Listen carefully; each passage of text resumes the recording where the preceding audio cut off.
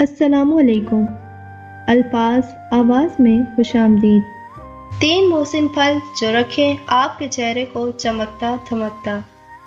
अव्वल, अगर आप चाहते हैं कि आपकी जिल्द सुर्ख तरोताज़ा नज़र आए तो इसके लिए 1 से 2 स्ट्रॉबेरी को थोड़े से पानी के साथ मिलाकर पेस्ट बना लें।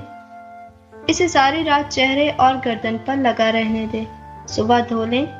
चंद दिनों में आपकी रंगत चमकने लगेगी। 2. अनार, माल्टा और सेब ये 3 ऐसे मौसम फल हैं जिनके मुस्तकिल इस्तेमाल से कुव्वत हाज़मा बढ़ता है, खून पैदा होता है और चेहरा चमकता है। सोम, सिर्फ एक फल खाकर आप दानों से छुटकारा पा सकते हैं। ऐसी खवातीन और मर्द जिनके चेहरे पर बहुत मोटे और पीप वाले दाने निकलते हैं और कम होने का नाम नहीं ले रहे, इनके लिए बहुत ही लाजवाब टोटका है। आप रोजाना 3 से 4 कीनू खाएं। 1 हफ्ते में दाने कम होने लगेंगे और फिर निकलना बंद हो जाएंगे।